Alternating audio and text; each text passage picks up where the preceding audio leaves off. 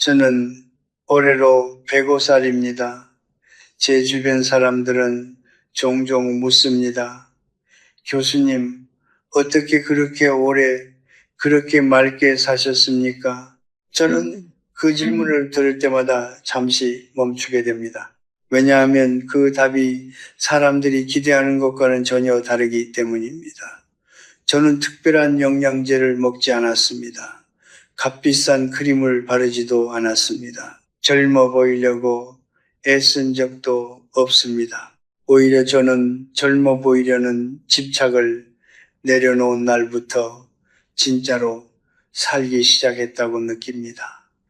오늘 저는 여러분께 불편한 이야기를 하나 드리려 합니다. 아마 듣기 좋은 말은 아닐 것입니다. 하지만 105년을 살아온 사람으로서 저는 더 이상 듣기 좋은 말만 할 나이가 아닙니다. 진실이 때로는 쓰지만 그 쓴맛이 사람을 살립니다. 제가 젊었을 때 저는 한 선배 교수님을 알았습니다. 그분은 70이 넘어서도 머리를 새카맣게 염색하고 허리를 꼿꼿이 세우고 항상 말쑥하게 차려입었습니다. 처음에는 그분이 참 멋있어 보였습니다. 그런데 시간이 지날수록 저는 무언가 이상하다는 것을 느꼈습니다. 그분의 눈빛에는 늘 불안이 가득했습니다. 젊어 보이는 것이 목표가 되어버린 분이었습니다. 거울 앞에서 가장 많은 시간을 보내는 사람이 정작 자기 자신을 가장 못 견뎌하고 있었습니다. 결국 그분은 76에 쓸쓸히 세상을 떠났습니다. 주변에 남은 것은 헤어 염색약 냄새가 밴 베개와 아무도 채워주지 못한 공허함 뿐이었습니다. 저는 그때 깨달았습니다. 늙어가는 것을 두려워하는 사람은 결국 살아가는 것도 두려워하게 된다는 것을. 여러분, 혹시 이런 생각을 해보신 적 있으십니까? 머리를 염색하면 젊어 보일 것이라고, 조금 더 굶으면 예전 몸매로 돌아갈 수 있을 것이라고, 그렇게 하면 사람들이 나를 다시 봐줄 것이라고. 저는 그 마음을 모르지 않습니다. 그것은 약함이 아닙니다. 그것은 인간이 가진 가장 깊은 두려움, 즉 나는 이제 더 이상 가치 없는 사람이 되어가는 것은 아닐까라는 두려움에서 비롯된 것입니다. 하지만 바로 그 두려움이 여러분을 실제보다 훨씬 더 늙어 보이게 만드는 것입니다. 저는 100년이 넘는 세월 동안 수많은 사람들의 삶이 시작되고 끝나는 것을 지켜보았습니다. 품위 있게 나이 든 사람들이 있었고 나이에 끌려다니며 무너진 사람들도 있었습니다. 그 차이는 유전자가 아니었습니다. 돈도 아니었습니다. 그 차이는 오직 하나, 자기 자신을 어떻게 대했느냐에 있었습니다. 오늘 저는 여러분께 6가지 이야기를 드릴 것입니다. 70대 이후의 삶에서 많은 분들이 무심코 반복하는 6가지 실수에 대해서입니다. 이것은 단순한 미용 조언이 아닙니다. 이것은 삶의 질과 품위, 그리고 남은 날들을 어떻게 살아낼 것인가에 대한 이야기입니다. 부디 끝까지 들어주십시오. 이 이야기가 여러분의 오늘을 조금이라도 가볍게 만들어 드릴 수 있기를 바랍니다. 살아있다는 것은 아름다운 일입니다. 그것을 잊지 마십시오. 제가 90을 넘겼을 때 오랜 지인 한 분이 저를 찾아왔습니다. 78의 여성이었는데 그분은 만날 때마다 머리가 새까맣게 염색되어 있었습니다. 처음 봤을 때는 그저 그분의 취향이려니 했습니다. 그런데 어느 날 그분이 모자를 벗었을 때 저는 말을 잃었습니다. 두피가 붉게 헐어 있었고 머리카락은 군데군데 빠져 있었습니다. 손으로 살짝 건드리기만 해도 한 움큼씩 빠질 것 같은 상태였습니다. 그분은 웃으며 말씀하셨습니다. 그래도 흰머리로 다니면 너무 늙어 보이잖아요. 저는 그 말을 듣고 오래 생각했습니다. 흰머리가 늙어 보이는 것이 문제가 아니었습니다. 문제는 그분이 흰머리를 부끄러워한다는 사실 그 자체였습니다. 염색약에 들어있는 화학성분은 젊은 두피에도 자극적입니다. 하물며 70대, 80대의 얇아진 두피와 약해진 모근에는 더할 나위 없이 가혹한 것입니다. 잦은 염색은 모근을 서서히 죽여갑니다. 머리카락이 가늘어지고 탄력을 잃고 결국 빠지기 시작합니다. 그렇게 되면 아이러니하게도 더 늙어 보이게 됩니다. 젊어 보이려고 한 행동이 오히려 반대의 결과를 만들어내는 것입니다. 저는 이것을 수십 년에 걸쳐 수많은 사람들에게서 목격했습니다. 흰머리는 부끄러운 것이 아닙니다. 흰머리는 세월의 흔적입니다. 당신이 살아온 날들의 증거입니다. 잘 다듬어진 흰머리, 깨끗하게 관리된 은발은 그 어떤 검은 염색보다도 훨씬 더 품이 있고 아름답습니다. 저는 그것을 확신합니다. 품이란 색깔이 아니라 태도에서 나오는 것이기 때문입니다. 이제 두 번째 이야기를 드리겠습니다. 염색과 함께 제가 가장 많이 목격한 실수가 바로 극단적인 시기 제한입니다. 나이가 들수록 많은 분들이 거울을 보며 이렇게 생각합니다. 조금만 더 빼면 예전처럼 될 수 있을 것 같다. 그 마음은 충분히 이해합니다. 하지만 저는 단호하게 말씀드려야겠습니다. 70대 이후에 몸의 굶주림을 강요하는 것은 회복력을 스스로 무너뜨리는 일입니다. 제 제자 중에 평생 학문을 연구한 훌륭한 교수가 있었습니다. 그는 이런이 넘어서도 체중 관리에 집착했습니다. 고기를 끊었고 밥을 반 공기 이상 먹지 않았으며 기름기라면 모든 것을 피했습니다. 주변에서는 절제력이 강한 사람이라고 칭찬했습니다. 그런데 75이 되던 해 그는 가벼운 감기 한 번에 2달을 앓았습니다. 몸에 저장된 것이 없었기 때문입니다. 근육은 이미 오래전에 사라졌고 뼈는 바람이 불면 흔들릴 것처럼 가늘어져 있었습니다.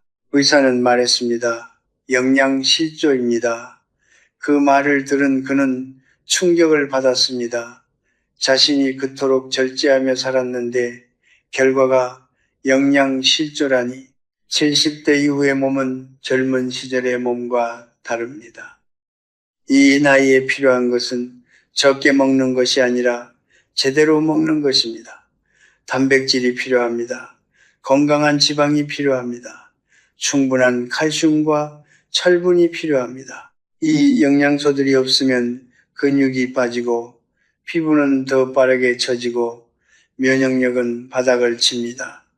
굶어서 날씬해진 몸은 젊어 보이는 몸이 아닙니다. 그것은 소진된 몸입니다. 저는 지금도 3끼를 먹습니다. 많이 먹지는 않습니다. 하지만 골고루 먹습니다. 몸이 요청하는 것을 외면하지 않습니다.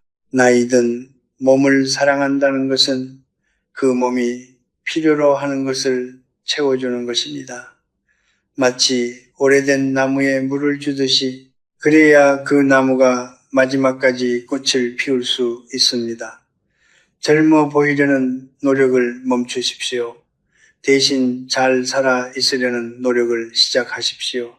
그것이 진짜 아름다움입니다. 제가 60 중반이었을 때 저는 한 동료 교수를 깊이 존경했습니다. 그는 저보다 10살 아래였지만 학식이 깊고 정력적인 사람이었습니다. 강의가 끝난 밤이면 그는 늘 책상 앞에 앉아 새벽 2, 3시까지 연구를 계속했습니다. 주변 사람들은 그를 보며 감탄했습니다. 저분은 정말 열정이 넘친다고. 저도 처음에는 그렇게 생각했습니다. 그런데 시간이 지나면서 저는 그 열정의 뒷면을 보게 되었습니다. 그의 얼굴은 해가 갈수록 빠르게 늙어갔습니다. 눈 아래 그늘이 사라지지 않았고 피부는 빛을 잃었으며 손이 가끔씩 떨렸습니다. 75이 되던 해 그는 갑자기 쓰러졌습니다. 의사는 말했습니다. 수십 년간 쌓인 수면 부채가 몸 전체를 무너뜨린 것이라고. 저는 그때 이후로 수면을 단 한 번도 사치라고 생각한 적이 없습니다. 많은 분들이 잠을 줄이며 살아왔습니다. 젊었을 때는 가족을 위해, 일을 위해, 생계를 위해 밤을 지새웠습니다. 그 헌신은 진심으로 존경받아 마땅합니다. 하지만 70대가 된 지금도 그 습관을 이어간다면 그것은 헌신이 아니라 자기 자신에 대한 방치입니다. 우리 몸은 잠자는 동안 스스로를 수리합니다. 세포가 재생되고 호르몬이 분비되고 뇌가 하루의 노폐물을 청소합니다. 이 과정은 낮 동안에는 절대 일어나지 않습니다. 오직 깊은 잠 속에서만 가능한 일입니다. 수면을 빼앗긴 몸은 수리를 받지 못한 기계와 같습니다. 겉으로는 돌아가는 것처럼 보이지만 안쪽에서는 조용히 부서져 가고 있는 것입니다.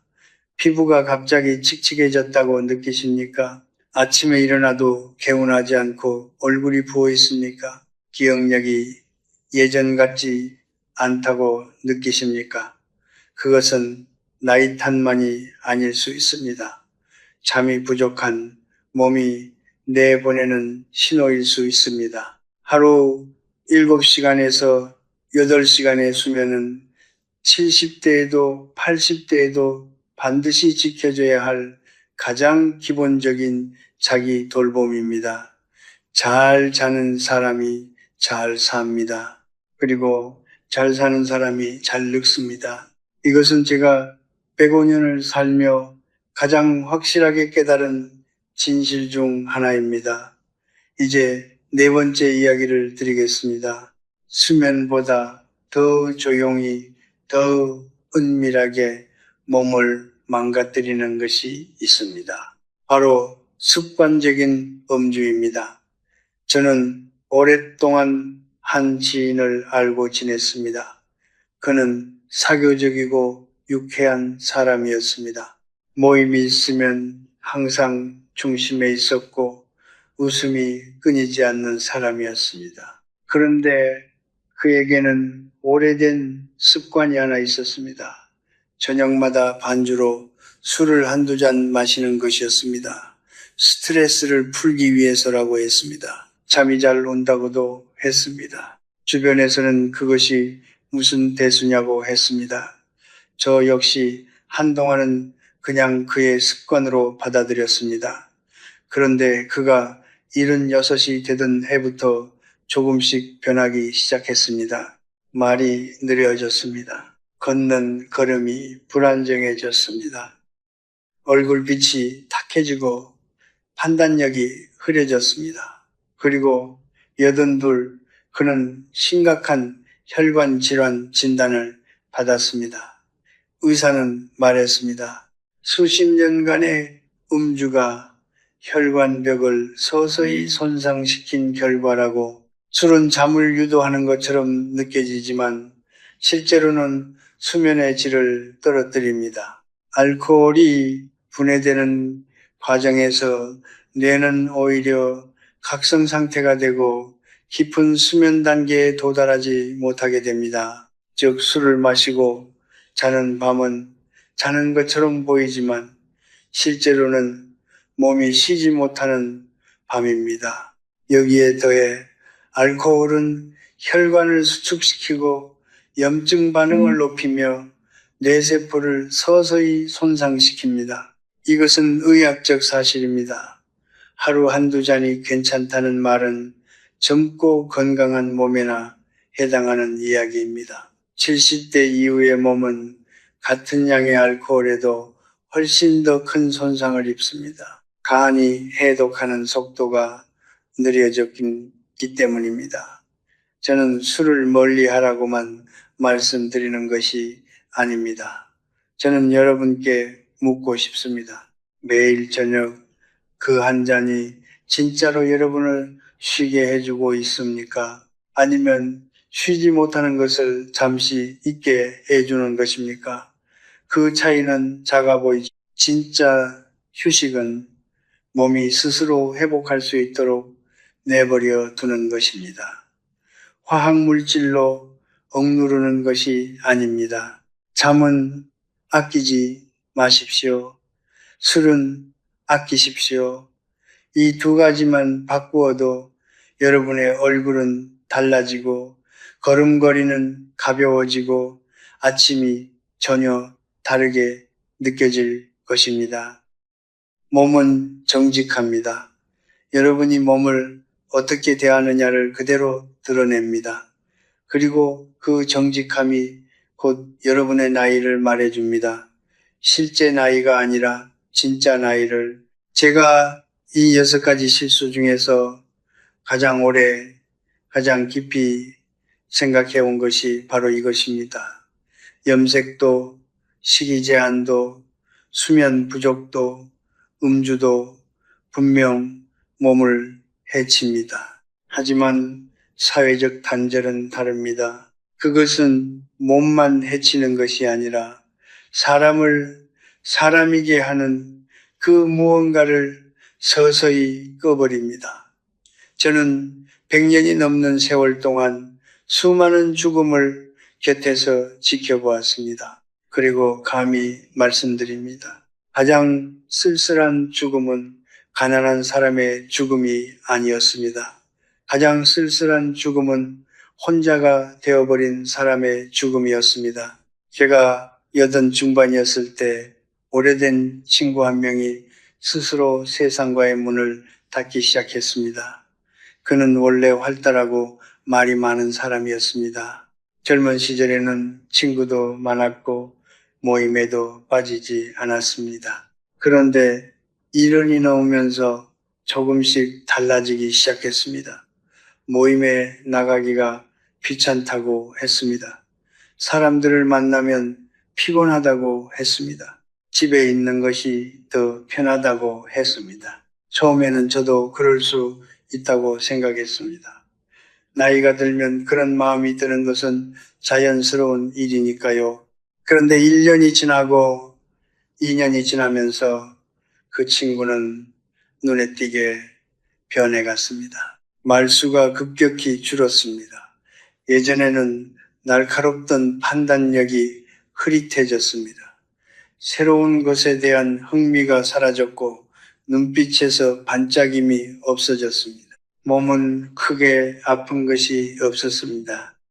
하지만 그는 분명 어딘가에서부터 서서히 무너지고 있었습니다. 그리고 79에 그는 세상을 떠났습니다. 임종 직전 그는 제 손을 잡고 이렇게 말했습니다. 나는 너무 오래 혼자 있었어. 저는 그 말을 아직도 잊지 못합니다. 인간의 뇌는 혼자 있도록 설계되어 있지 않습니다. 뇌는 자극을 먹고 삽니다. 대화가 자극이고 웃음이 자극이고 누군가의 눈을 마주치는 것이 자극입니다. 다른 사람의 말을 듣고 생각하고 반응하는 그 모든 과정이 뇌를 살아있게 만드는 연료입니다.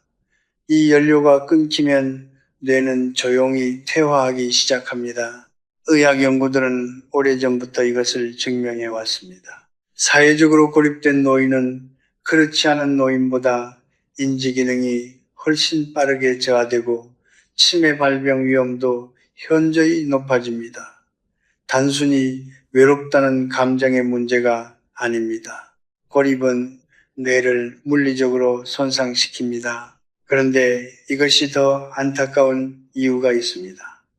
많은 분들이 스스로 고립을 선택하신다는 것입니다. 이제 나이도 먹었는데 나서서 뭘 하겠어. 젊은 사람들한테 짐이 되고 싶지 않아. 사람들 만나봤자 피곤하기만 해. 저는 이런 말을 수없이 들어왔습니다. 그 말 안에 담긴 체념과 겸손함을 이해합니다. 하지만 저는 그것이 겸손이 아니라 스스로에게 내리는 조용한 포기라고 생각합니다.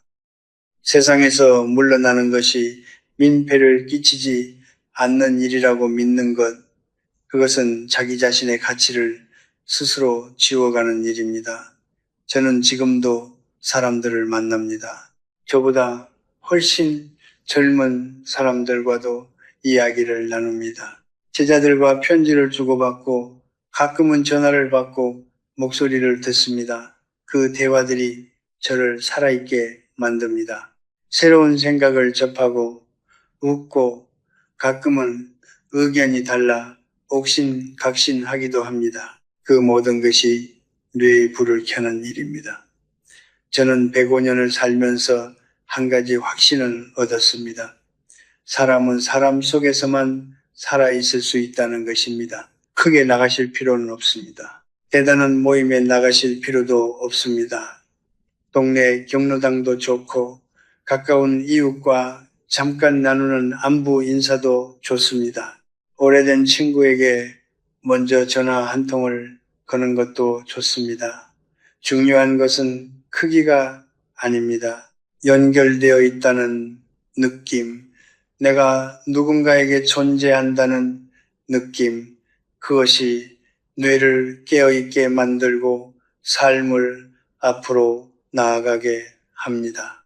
혼자 있는 것을 즐기는 것과 세상으로부터 도망치는 것은 다릅니다. 고독을 선택하는 것과 고립에 갇히는 것은 다릅니다.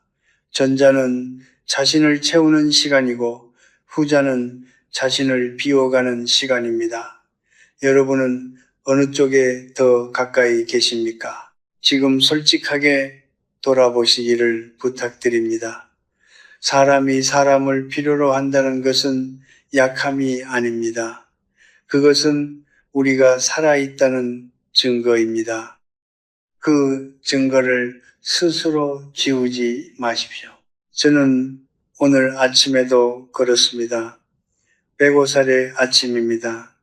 하늘은 아직 밝아오기 전이었고 공기는 차가웠습니다. 걸음이 예전처럼 빠르지는 않습니다. 젊었을 때처럼 성큼성큼 걷지도 못합니다. 하지만 저는 걸었습니다. 천천히, 그러나 멈추지 않고 그것이 제가 매일 아침 자신에게 하는 약속입니다. 살아있는 한 나는 앞으로 나아간다는 약속. 제가 일을 넘겼을 때 저와 비슷한 나이의 친구가 한 명 있었습니다. 우리는 젊은 시절부터 함께 학문을 논하고 함께 걷고 함께 나이를 먹어온 사이였습니다. 그런데 72이 되던 해 그 친구는 걷는 것을 서서히 줄이기 시작했습니다. 처음에는 비가 오면 쉬었습니다. 그러다 바람이 불면 쉬었습니다. 날이 흐려도 쉬었습니다. 그리고 어느 순간부터는 특별한 이유 없이도 쉬게 되었습니다. 그는 말했습니다. 이제 나이가 들었으니 몸을 아껴야지. 저는 그 말을 들을 때마다 마음이 무거웠습니다. 몸을 아끼는 것과 몸을 쓰지 않는 것은 전혀 다른 일이기 때문입니다. 3년이 지났습니다. 그 친구의 걸음걸이가 달라져 있었습니다. 다리에 힘이 없어졌고 계단을 오를 때 난간을 잡아야 했습니다. 앉았다 일어나는 것도 버거워했습니다. 허리가 앞으로 굽기 시작했고 어깨는 안으로 말려들었습니다. 그의 몸은 실제 나이보다 훨씬 늙어 보였습니다. 불과 3년 전만 해도 우리는 나란히 걸었는데 그 3년의 차이가 이렇게 클 수 있다는 것이 저는 그때 실감났습니다. 그리고 그것은 유전자의 차이도 운의 차이도 아니었습니다. 오직 움직였느냐 멈췄느냐의 차이였습니다. 근육은 쓰지 않으면 사라집니다. 이것은 비유가 아니라 사실입니다.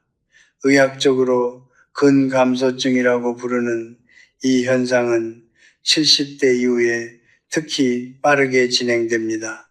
1년에 약 1%에서 2%의 근육량이 줄어든다고 합니다.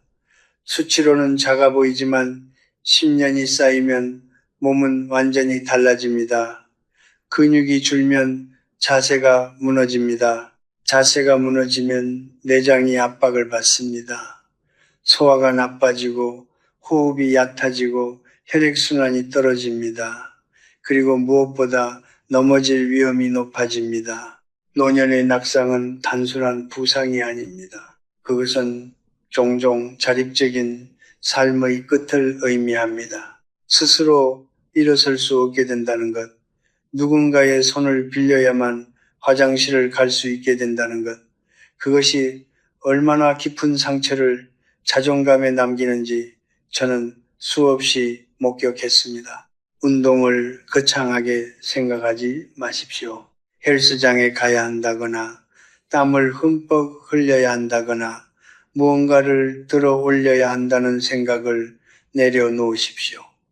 70대 이후에 필요한 것은 격렬한 운동이 아닙니다.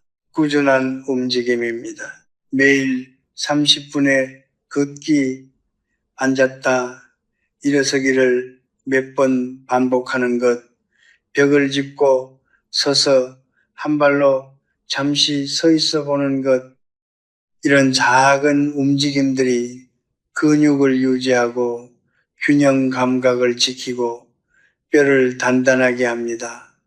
그리고 그것들이 모여 자립적인 삶을 지켜냅니다. 저는 걷는 것이 단순히 몸을 위한 일이라고 생각하지 않습니다. 걷는다는 것은 세상을 향해 문을 여는 일입니다. 걸으면 바깥 공기를 마십니다. 지나가는 사람과 눈을 마주칩니다. 계절이 바뀌는 것을 몸으로 느낍니다. 오늘의 하늘이 어제와 다르다는 것을 알게 됩니다. 그 모든 것이 살아있다는 감각을 일깨웁니다. 방 안에서 천장을 바라보는 것으로는 절대 느낄 수 없는 감각입니다. 몸이 세상과 연결될 때 마음도 세상과 연결됩니다. 그리고 마음이 세상과 연결된 사람은 쉽게 무너지지 않습니다. 나이가 들었기 때문에 쉬어야 한다는 생각, 이제 몸을 아껴야 한다는 생각, 그 생각이 사실은 가장 위험한 생각입니다. 몸은 아끼는 것이 아니라 쓰는 것입니다. 쓸수록 단단해지고 멈출수록 빠르게 허물어집니다. 기계도 오래 세워두면 녹이 슬듯이 몸도 오래 세워두면 굳어버립니다. 여러분의 몸은 아직 움직일 수 있습니다. 그렇다면 움직이십시오. 그것이 지금 여러분이 자신에게 줄 수 있는 가장 큰 선물입니다. 걸으십시오. 천천히라도 좋습니다. 짧게라도 좋습니다. 매일 조금씩 멈추지 마십시오. 그 한 걸음 한 걸음이 쌓여 여러분의 남은 날들을 지켜줄 것입니다. 저는 그것을 105년의 삶으로 증명하고 있습니다. 저는 지금까지 6가지 이야기를 드렸습니다. 잦은 염색, 극단적인 식이 제한, 수면 소홀, 습관적인 음주, 사회적 단절, 그리고 움직임의 부재. 이 6가지는 모두 겉으로 보기에는 작은 일처럼 느껴집니다. 하루 이틀의 문제가 아니라 수년, 수십 년에 걸쳐 쌓이는 일들입니다. 그래서 더 무섭습니다. 무너지는 것을 모른 채 무너지게 되기 때문입니다. 하지만 저는 여러분께 절망을 드리려고 이 이야기를 한 것이 아닙니다. 오히려 그 반대입니다. 이 6가지를 알게 된 지금 여러분에게는 선택할 힘이 생겼습니다. 저는 105년을 살아오면서 한 가지 질문을 끊임없이 스스로에게 던져왔습니다. 잘 늙는다는 것은 무엇인가? 젊어 보이는 것인가? 건강 수치가 좋은 것인가? 주름이 없는 것인가? 저는 오랜 시간 끝에 이 답에 이르렀습니다. 잘 늙는다는 것은 자기 자신을 잃지 않는 것입니다. 세월이 가져가는 것들, 젊음, 체력, 때로는 사람들까지 그 모든 것을 잃어가면서도 자신의 중심을 지키는 것. 그것이 제가 생각하는 품위 있는 노년입니다. 저는 제 삶에서 가장 아름답게 나이 든 사람들을 기억합니다.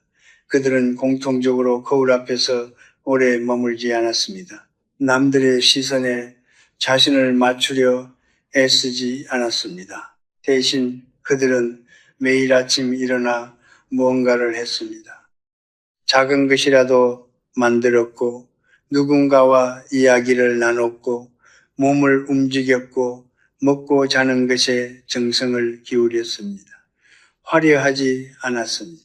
하지만 그 삶에는 단단함이 있었습니다. 쉽게 흔들리지 않는 고요함이 있었습니다. 그리고 그 고요함이 그들을 가장 아름답게 만들었습니다. 여러분, 지금 거울 앞에 서 있다면 이것을 기억해 주십시오. 거울 속에 보이는 것이 여러분의 전부가 아닙니다. 흰머리는 여러분이 살아온 세월입니다. 주름은 여러분이 웃고 울고 견뎌온 흔적입니다. 조금 굽은 허리는 평생 누군가를 위해 짐을 졌다는 증거입니다. 그것들을 지우려 하지 마십시오. 그것들을 부끄러워하지 마십시오. 그것들이 바로 여러분입니다. 그 모든 것을 품고도 오늘 이 자리에 서 있다는 것, 그것이 얼마나 대단한 일인지 저는 진심으로 압니다. 오래 산다는 것은 단순히 숫자가 쌓이는 일이 아닙니다. 저는 100년이 넘는 시간 동안 배웠습니다. 삶은 완성되는 것이 아니라 계속되는 것이라는 것을, 끝을 향해 달려가는 것이 아니라 지금 이 순간을 온전히 살아가는 것이라는 것을, 그러므로 지금 이 나이가, 지금 이 몸이, 지금 이 하루가 여러분에게 주어진 전부입니다. 그리고 그 전부는 충분히 아름답습니다. 다시 한번 말씀드립니다. 염색을 멈추는 것은 포기가 아닙니다. 그것은 자신을 있는 그대로 받아들이는 용기입니다. 무리한 다이어트를 멈추는 것은 나태함이 아닙니다. 그것은 몸을 존중하는 지혜입니다. 일찍 잠드는 것은 무기력함이 아닙니다. 그것은 내일을 위해 자신을 돌보는 일입니다. 술잔을 내려놓는 것은 즐거움을 포기하는 것이 아닙니다. 그것은 더 오래, 더 맑게 즐기기 위한 선택입니다. 사람들 속으로 나가는 것은 민폐가 아닙니다. 그것은 살아있음을 이어가는 일입니다. 그리고 오늘 한 걸음을 내딛는 것은 작은 일이 아닙니다. 그것은 삶을 향한 가장 분명한 선언입니다. 저는 이제 곧 이 세상을 떠날 것입니다. 105년이라는 시간은 길었지만 돌이켜보면 순식간이기도 했습니다. 후회가 없다면 거짓말이겠지요. 하지만 저는 감사합니다. 매일 아침 눈을 뜨고 걷고 먹고 누군가와 이야기를 나누고 생각하고 느꼈던 그 모든 날들에 감사합니다. 그리고 지금 이 순간 여러분과 이 이야기를 나눌 수 있다는 것에도 감사합니다. 여러분의 남은 날들이 조용히 그러나 깊이 빛나기를 바랍니다. 서두르지 않아도 됩니다. 증명하지 않아도 됩니다. 그저 오늘을 온전히 사십시오. 그것으로 충분합니다. 삶은 요란한 축제가 아닙니다. 삶은 조용한 강물이 흘러가듯 그렇게 계속되는 것입니다.